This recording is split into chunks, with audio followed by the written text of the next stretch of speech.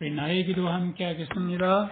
주님 안에 있는 참나는 능력, 사랑, 지혜, 충만. 주님 안에 있는 내 삶은 일체의 감사, 생각에 빠지지 않고 잘 보고 잘 듣습니다. 분하겠지 사랑에 행복하게 마음 나누기로 하나님께서 기뻐하시는 제사를 드립니다. 너 공감, 나 전달, 행함 있는 능력, 수고하는 사랑, 인내하는 지혜로 일단 해봅니다. 또 해봅니다. 우리 말씀을 같이 보겠습니다. 사도행전 25장 1절에서 3절입니다.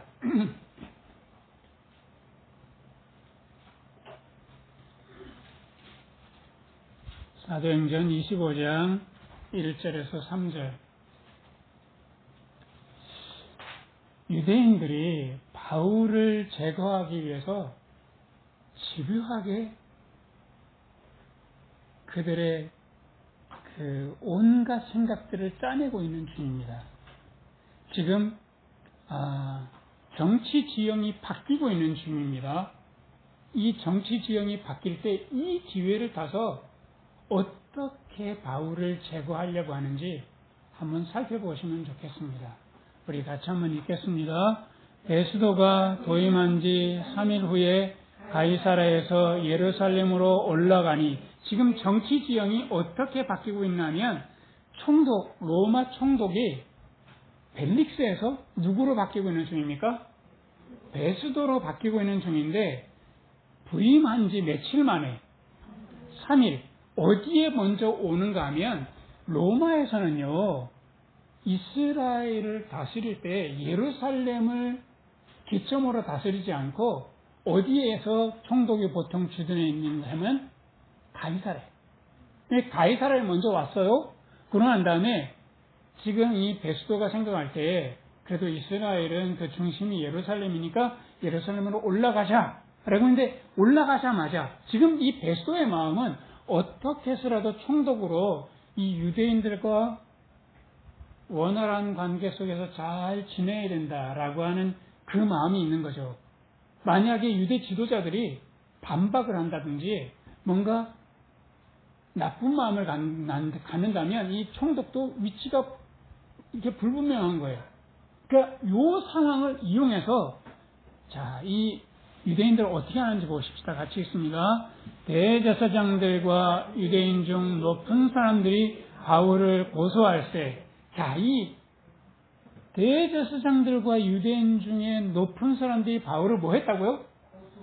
지금 벨릭스가 가이사라에 바울을 붙잡아 두기를 지금 몇 년 동안 지금 붙잡아 두고 있습니까? 27절, 그 앞에 장 27절 맨 마지막 절에 보면 얼마를 지내서? 그러니까 지금 벨릭스가 바울을 몇 년 동안 붙잡고 있냐면 2년 동안 붙잡고 있으면 혹시 뇌물이나 줄까 하고 붙잡고 있는 중인 거예요. 그러다가 바뀌었어요. 베스도로. 그러니까 2년 동안 이 대제사장들과 유대인들 중에 높은 유지들은 뭐 하고 있었던가 하면 바울을 어떻게 제거할까, 어떻게 고소할까 하고 준비만 하고 있었던 거예요. 근데 기회가 딱 오니까 고소부터 했던 거죠. 그러면서 3절에 어떤 계략이 있는가 한번 보십시다. 베스도의 호의로 바울을 예루살렘으로 옮겨 보내기를 청하니 이는 길에 내보가였다가 그를 죽이고자 함이러라. 베스도에게 당신이 우리에게 호의가 있다면 저 바울을 지금 가이사라에 있는데 거기서 어디로 보내달라? 예루살렘으로 보내달라. 그리고 고소해서 그 사람을 그 법정으로 사용을 시키겠다는 게 아니에요. 그렇게 하기 어려우니까 어떻게 하겠다는 거예요? 오는 도중에 매복했다가 죽이겠다는 거예요. 그러니까 정말 이 사람들 엄청나게 집요하잖아요. 이 집요하게 이렇게 죽이려고 하는 이유가 도대체 뭐예요? 바울이 뭘 잘못했길래? 예수를 전하는 거, 뭐를 가지고 선동하는 거예요, 도대체? 아니, 왜 이렇게 집요하게, 지금 여기 보면요, 2절에 대제사장들 하는데, 근데 그 대제사장은 이스라엘에 매년 딱 한 사람밖에 없어요.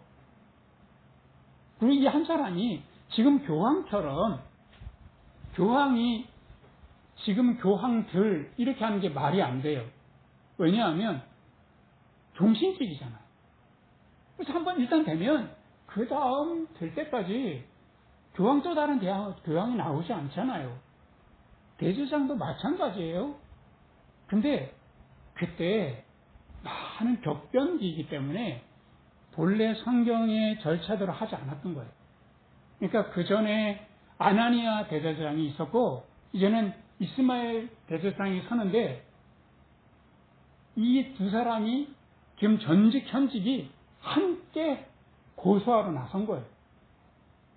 얼마나 많이 바울을 제거하겠다는 진명이 강했으면 이렇게 전현직 대제사장이 나섰고 뿐만 아니라 공회원들, 지금으로 말할 것 같으면 국회의원들이 다 나선 거죠. 그래서 여기에 거절하기 어렵게 만드는 거예요. 근데 왜 이렇게까지 집요한가 하면요, 일단은 이 사람들에게 바울은 전통을 무시한다라고 하는 거예요.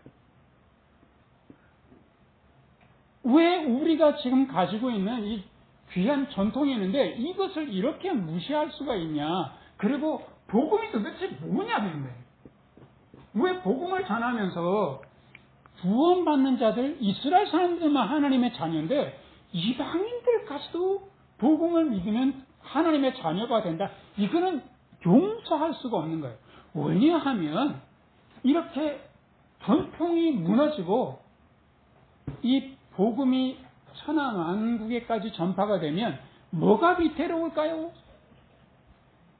보통은 사람들이 막 이렇게 막 강공서에 와가지고 막 와서 데모하고 하는 이유는 대체로 무슨 싸움이에요?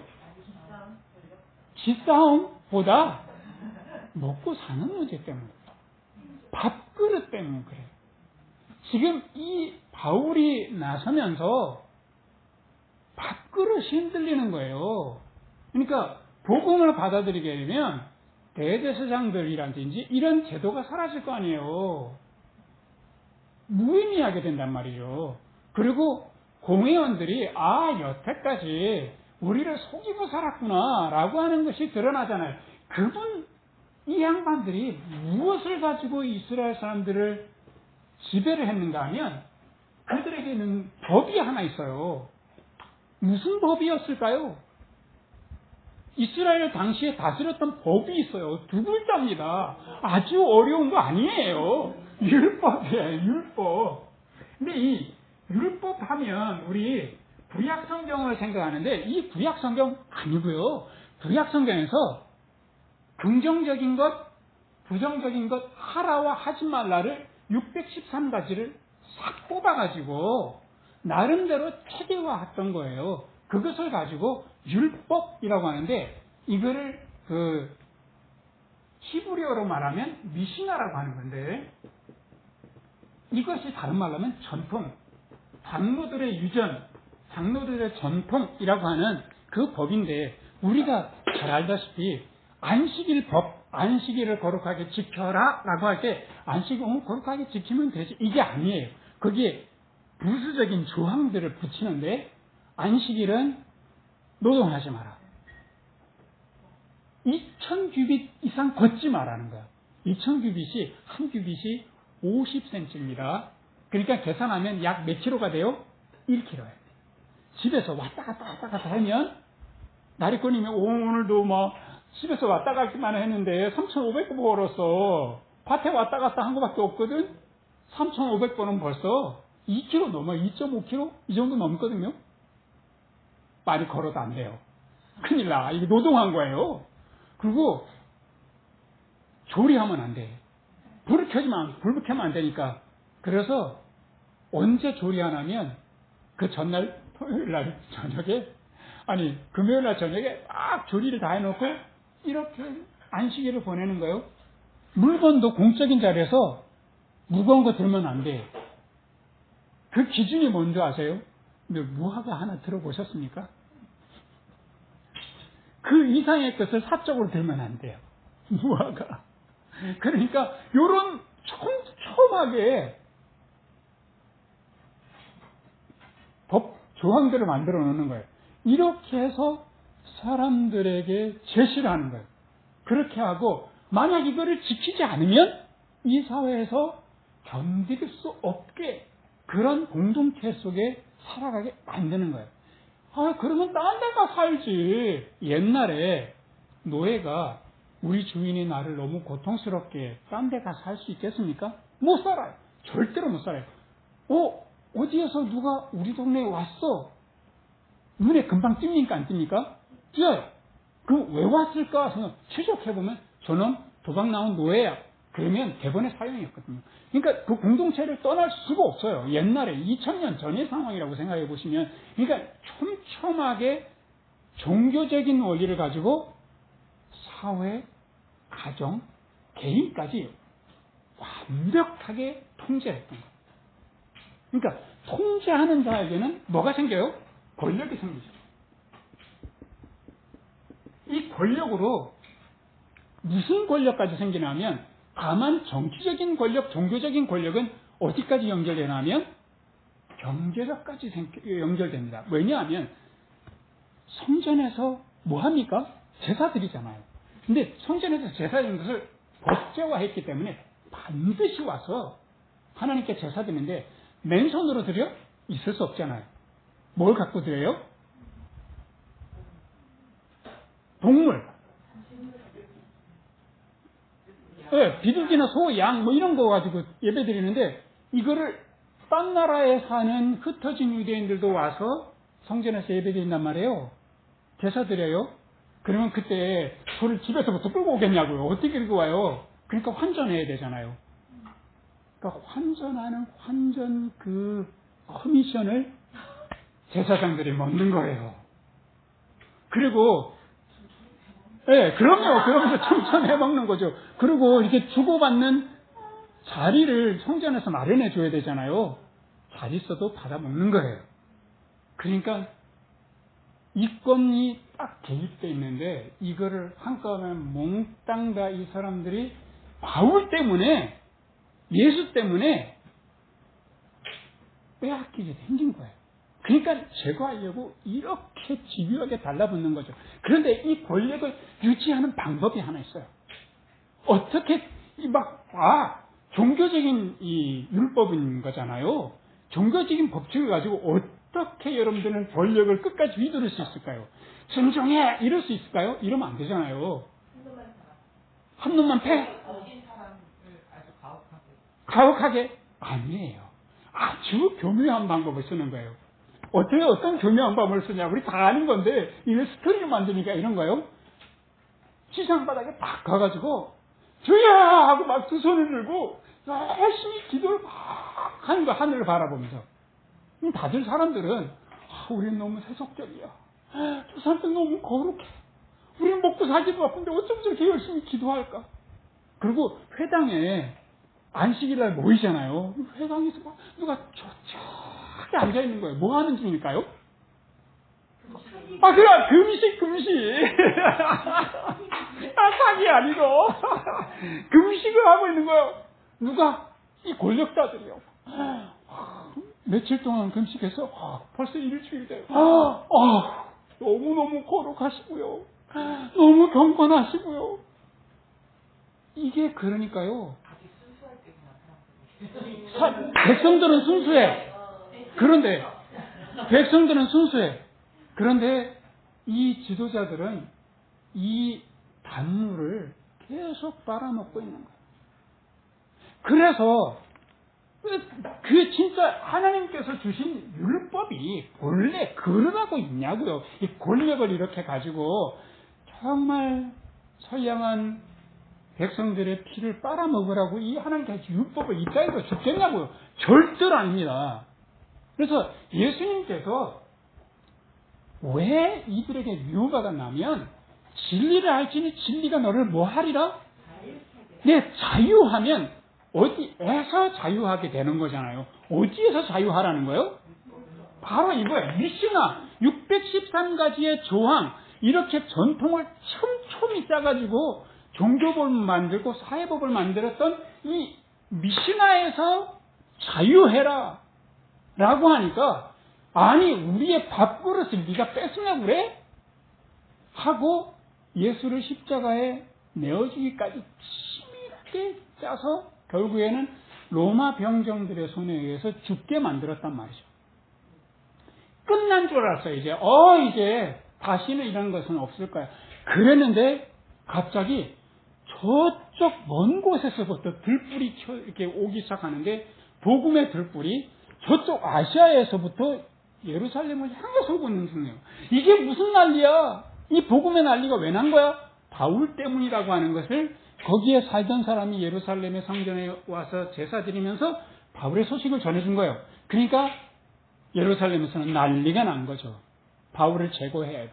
이제 스토리가 이렇게 된 거예요. 근데 바울은, 그러면 바울이 내세웠던 것은 뭔가 하면 예수 그리스도를 믿어라. 믿음을, 전혀 율법과 배치되는 믿음을 이야기하는 거예요.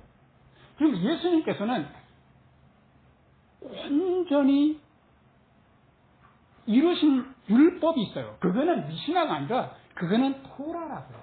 들어보셨죠? 토라라고. 이거는 하나님께서 하나님을 사랑하고 이웃을 사랑해라 라고 해서 주신 구약의 말씀을 토라라고요. 전체적으로. 좁게 말하면 모세오경을 토라라고 하고요. 이 토라를 예수님께서 나는 이 토라 율법을 폐하러 온 것이 아니라 완성하러 왔다 라고 하면서 이 율법을 온전히 순종하셔서 십자가에 죽기까지 하시면서 구원의 길을 낸 것을 믿어라. 근데 지금 여기 보면 율법은 그러면 결국에는 이 전통 하나님께서 우리에게 주신 말씀 613가지를 지켜라. 무엇으로 지켜야 하는 거예요? 행위로 지켜라라고 하는 거예요. 행위. 율법에는 반드시 행위가 따라 나오게 되어 있어요. 그러면 이 행위는 할 수 있는 사람한테 그거를 하라고 합니까? 할 수 없는 사람한테 합니까? 예를 들어서 아기가 막 웃고 빵긋빵긋 웃는데, 자 이제부터는 구구셈을 외는 시간이야. 이렇게 합니까? 요즘에 그렇게 하더라고요. 정신 나갔어 정말. 그렇게 하면 안 되는데, 이게 사실은 이 행위 이렇게 해라 라고 하는 거는, 거기에는 너희들 그만한 능력이 있지 않냐, 말씀을 이렇게 지킬 수 있는, 이 미시나를 지킬 수 있는 능력이 있으니까 말씀을 지켜라. 그런데 믿음은 이거 아니에요. 전혀 그것과 상관없이 믿음은 하나님께서 우리들에게 은혜로 주신 거다는 거죠. 그런데 은혜가 값없이 주신 선물이라는 뜻이잖아요. 구원, 값없이 주신, 우리가 값없이 아무것도 치르지 않고 받은 선물이에요. 그러면 이것은 그 받은 사람이 능력이 있는 겁니까? 능력 없는 것을 말하는 겁니까? 아니, 그거는 뇌물입니다. 능력 있는 사람한테 바치는 건 뇌물이고요. 선물은 뭔가 치를 수 없는, 능력이 없는 무능한 사람에게 베푸는 것이 은혜입니다.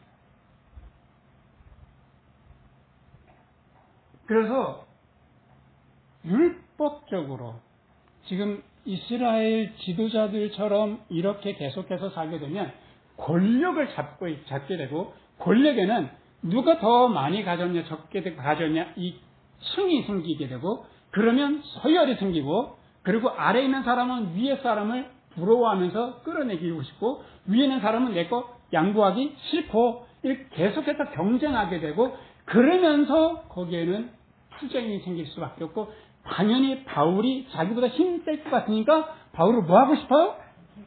제거하고 죽이고 싶은 거예요. 그래서 율법의 끝은 결국에는 죽음인 거예요. 그러면 믿음은 뭐냐는 거예요. 믿음은 하나님의 은혜. 예수 그리스도께서 이렇게 하나님의 사랑을 붙잡고 끝까지 죽기까지 사랑하지 않았냐. 이 믿음의 길을 낸 그 길을 따라가면 돼. 근데 이거는 내가 능력이 있어서 구원을 받는 게 아니라 나는 무능한데도 주님께서 은혜 주셨다는 거예요. 그러면 예수님은 이 복음의 말씀을, 이 구약을 100% 지킬 수밖에 없지. 그러니까 구원자고, 그러니까 그분은 훌륭하신 분이야. 그러니까 우리는 그분을 그냥 온전히 믿고, 나는 그렇게 못 살아. 그건 예수님만 하는 거지. 내가 어떻게 그렇게 살아. 예수님 특별하잖아. 하나님이 신이니까. 아닙니다. 예수님은 나는 전지전능해라고 말씀하신 적이 한 번이라도 있습니까? 없습니까? 나는 못하겠습니다라고 한 적이 있습니까? 나는 전지전능해라고 했습니까? 언제 그런 말씀을 다 했대요? 나는 못하겠다고 오리발 내민 적 있어요? 그러니까요, 십자가 앞에서 이 정도는 막 껌이죠. 제가 여태까지 순종했는데 기꺼이 하겠습니다. 난 그렇게 예수님께서 죽으셨다면 난 그 예수님 따라갈 수 없어요. 예수님은 본인데 저는 그 예수님처럼 못 살아요. 그렇게. 예수님은 거기 오리발을 딱 내밀잖아요. 예수님 무슨 말은 나는 못해요. 나는 무능해요. 나 할 수 없어요. 나 죽을 것 같아요. 이러셨단 말이에요. 저는 그래서 너무너무 감사해요. 그런데 하나님의 사랑을 받은 걸 생각하니까 내가 주님께 은혜를 받은 게 너무나 많아서 그 은혜 안에 조금이라도 어떻게 그 은혜 앞에 서 있을까라고 생각하니까 주님의 뜻이라면 가겠습니다 하고 가는 것, 그게 바로 믿음의 길이에요.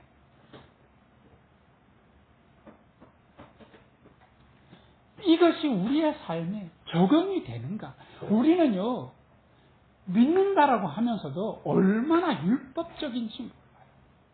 어떻게 율법적인가 하면 이래요. 좀 쉽게 이야기하면, 내가 저 사람을 이렇게 지내보면 저 사람이 왠지 나한테 뭐 하나 줄 수 있을 것 같은 사탕 하나 줄 것 같아. 그래서 저 사람하고 이렇게 내가 좀 잘 지내보고 하는데 사탕이 안 와. 줄 수 있는 것 같은데, 저 사람 능력 있는 것 같은데 사탕을 주는 행위가 없어요. 그러면 기대했는데 실망하잖아요. 저 사람 정말 별일이야. 그래 많은데, 그게 많은 것 같은데 왜 안 주지? 착각하고. 사람은 사탕이 없어요. 줄 사탕이 없어요. 내 입을 달싹하게 해줄 수 없어요. 기대하지 마세요. 기대하는 건 율법적이기 때문에 그런 거예요. 사람은 할 수 있다라고 생각해요. 사탕 하나 못 줘요.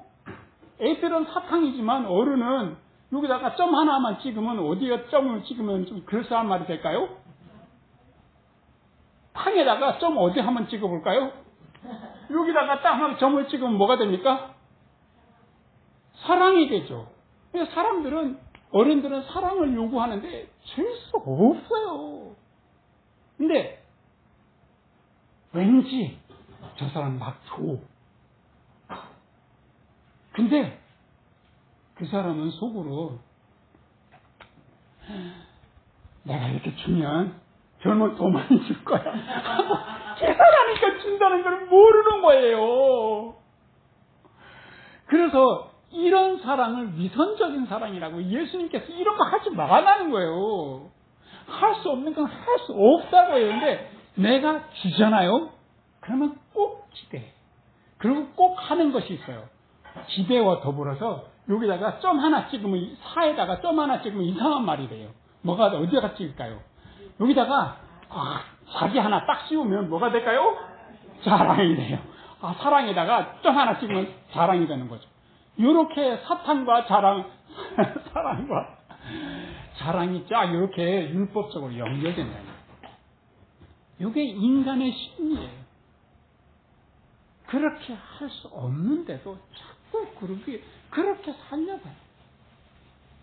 아무것도 기대하지 마세요. 아무것도 저 사람이 뭐가 나한테 달콤함을 줄 수 있을 거다 상상도 마세요. 대주님 인천에 가가지고 우리 딸내미와 사위가 장모님 우리 엄마 고생 많았어. 걔네들 할 거예요. 걔네들은 할 거예요. 그죠? 기대를 기대를 할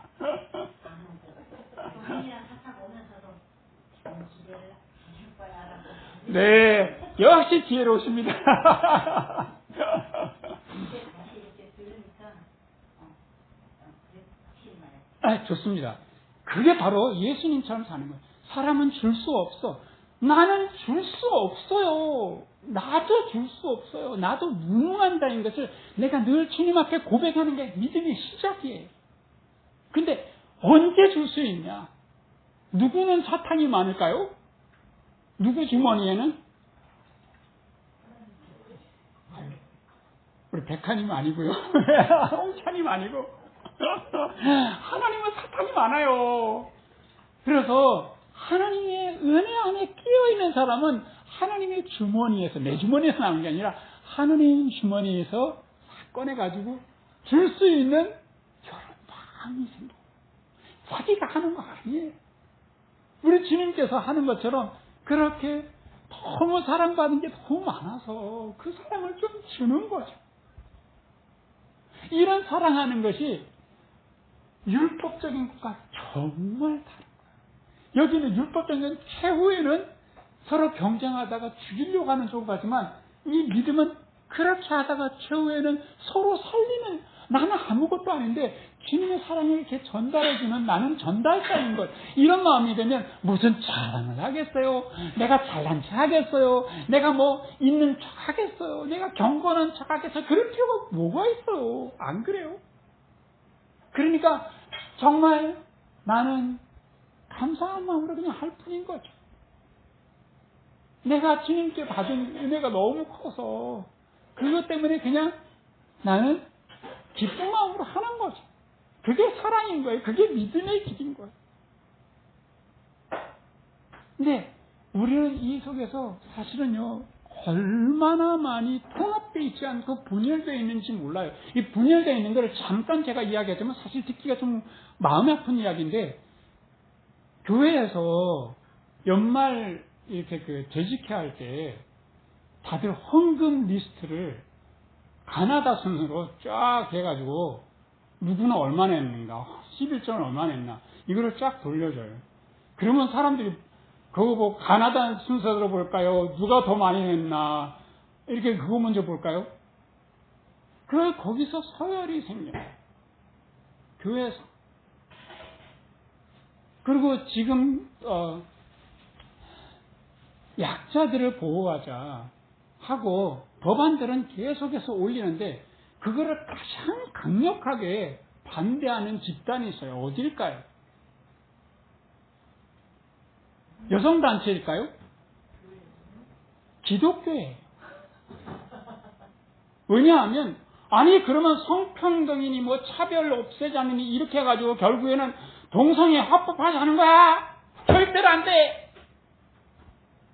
그래서 그냥 반대하는 거예요. 그래서 장애인들도 좀 더 혜택을 받을 수 있는, 그리고 정말 진짜로 좀 정부에서 도와줘야 되는 사람들, 이거 도와줘야 되는 상황 속에 있는 사람들도 차별금지법 반대를 너무나 심하게 하기 때문에 이걸 개정할 수 없어요. 기독교에서 이렇게 강력하게 반대하니까.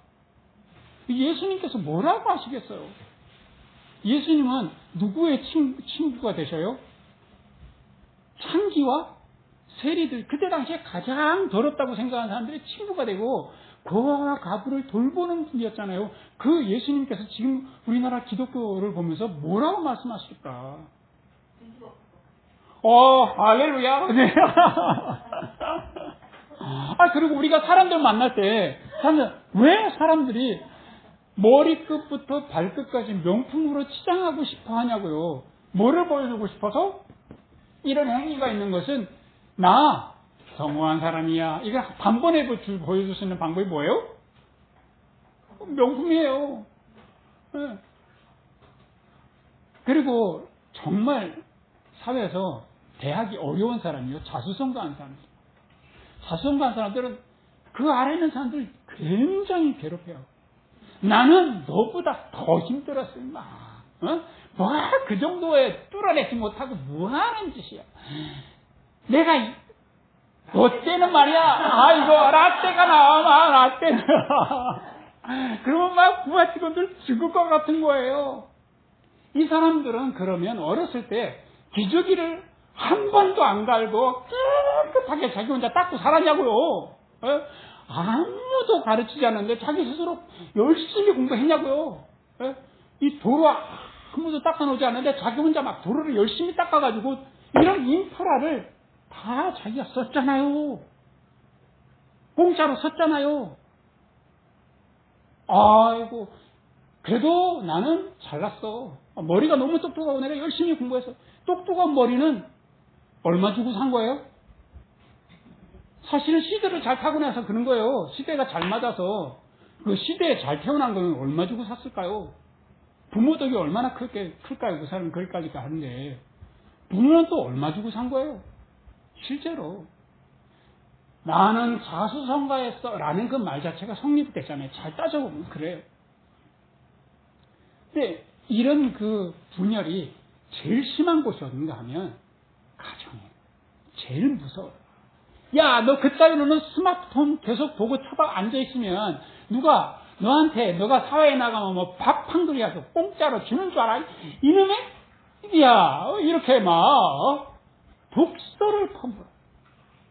아이한테 은혜를 가르쳐주고 아이한테 넌 정말 하나님의 은혜 가운데서 사랑받는 사람이야 를 가르쳐줘도 부족한데 서슬시퍼런 사회 속에 경쟁하는 사회 속에 애를 무슨 뭐 군인처럼 막 무장을 시키는데 그거를 가장 뼈아픈 말들로 아이한테 조주하듯이 말한다는 부모들.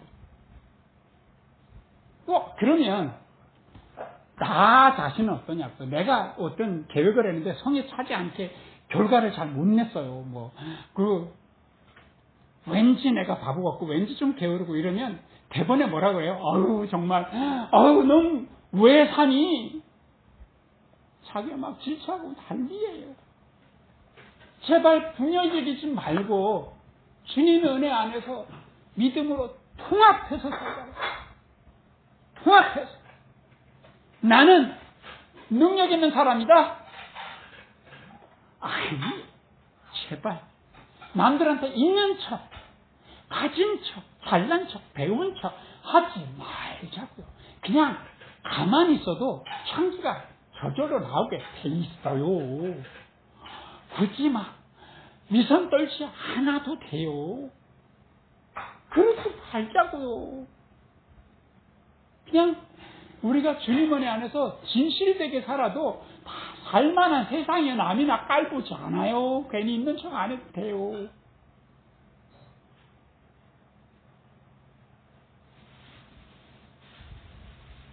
주님의 은혜를 붙잡고 살면 어떻게 했냐고. 바울이 고린도전서 15장 10절에 이렇게 한번 들어보셔요. 그러나 나의 나된 것은 하나님의 뭐다라고 했겠습니까? 하나님의 은혜다. 내게 주신 그 은혜가 헛되지 않아서 내가 모든 사도보다 더 많이 수고했다라고. 그래서 혹시 나는 무능해 은혜로 사는 거야. 그러면 이제 판판히 놀아도 되겠네. 은혜로 사는데 하늘에서 비 내려주고 하늘에서 만나도 내려주겠지. 그러게요. 그건 놀렐로야야. 그런 일은 없어요. 하나님의 은혜를 경험한 사람, 나는 이렇게 살만한, 이렇게 오늘처럼 고요하고 평안하고 행복하게 살만한 그런 재주도 없고, 그런 열정도 없고, 그런 뛰어난 머리도 없는데, 왜 이렇게 은혜롭게 살지? 오늘 이렇게 고요하게 사는 거야. 이게 세알해 보니까 다 은혜인 거야. 이게 다 은혜. 너무 고마워서 좀 사랑하고, 내가 너무 고마워서 내가 받은 거 이만큼 좀 하고 사는 게 사랑이에요, 그게. 그래서 바울이 나는 아무것도 아닌데 내가 받은 은혜를 생각해 보니까 이 은혜로 나는 더 많이 수고하게 되더라. 이것이 믿음의 길을 가는 사람의 아름다운 고백이라는 거죠. 이렇게 살면 받는 사람도 부담스럽지 않아요. 막 된 척하면서, 가진 척하면서 이렇게 시혜를 베풀면서 다 던져주면 받고 싶어요? 안 받고 싶어요? 그런 거 없어도 살아요. 뭐 이렇게 되잖아요. 근데 정말 따뜻한 마음으로 나누고 살면 그건 너도 살고 나도 사는 삶 아니에요. 이게 살리는 삶이죠. 그래서 우리 분열적인 우리의 마음을 주님 은혜 안에서 통합합시다. 아멘?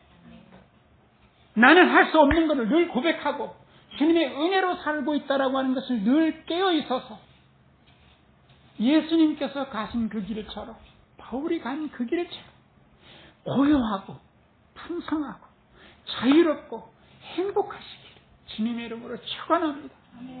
우리 같이 기도하겠습니다. 하나님, 우리는 지금까지 어떻게 살아왔는지 오늘 말씀을 통해서 우리의 마음을 점검해 봅니다. 우리는 신앙 따로 생활 따로 살아왔던 것은 아닌지, 주님 앞에서는 약하고 부족하다고 고백하면서도 사람들 앞에서는 강한 척, 있는 척, 가진 척하며 살아간 것은 아니었는지, 하나님의 은혜로 살면서도 마치 내가 엄청나게 에너지를 사용해서 내가 너무 근면해서 여태까지 살아온 줄로 남들에게 자랑하며 살아온 것은 아닌지,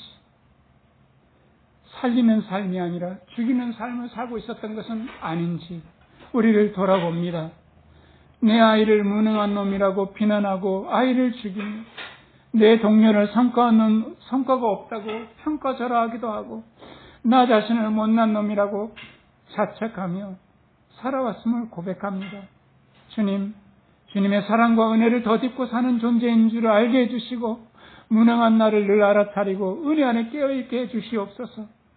때로는 실수하고 못나고 어리석은 나를 은혜로 대하시는 우리 주님처럼 나를 용납하고 격려하게 해주시고, 때로는 내 성에 차지 않고 못난 모습으로 보이는 가족을 우리 주님께서 사랑하는 것처럼 비난하지 않고 책망하지 않게 해주시고 주님의 마음으로 사랑하게 해주시고, 사회생활할 때도 예수님께서 고아와 가부를 그들의 애환을 살펴주신 것처럼 창기와 세리의 친구가 되어주셨던 것처럼 우리들도 사회의 약자를 품어주고 함께 더불어 살아가는 저희들 되게 해주시옵소서.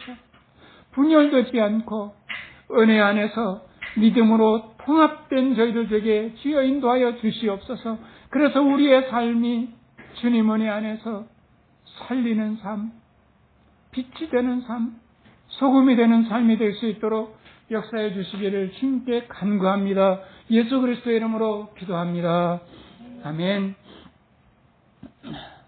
우리 찬송가 405장 찬송하면서 우리 준비하는 건 드리도록 하겠습니다.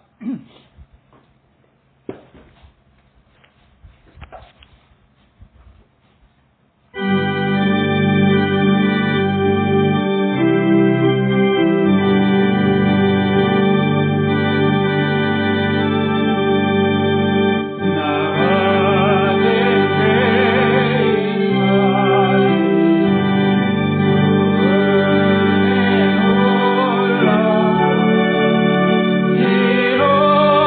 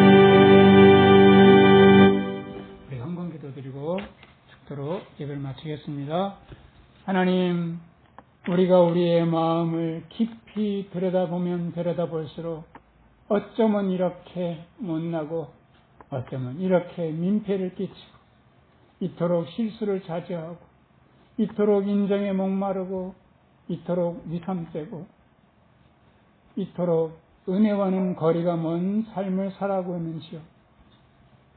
우리가 무엇이간데 이런 우리가 무엇이간데 우리를 사랑해 주시고 이런 우리가 무엇이간데 값없이 구원의 은혜를 베풀어 주시고 우리가 무엇이길래 깊이 우리를 헤아려 주시고 은혜를 가득 채워주시는지 은혜 입은 만큼 주께 감사하지도 영광을 돌리지도 못하는데 우리를 끝까지 포용해 주시고 기다려 주시고 품어 주신 그 사랑 감사드리고 감사드릴 뿐입니다.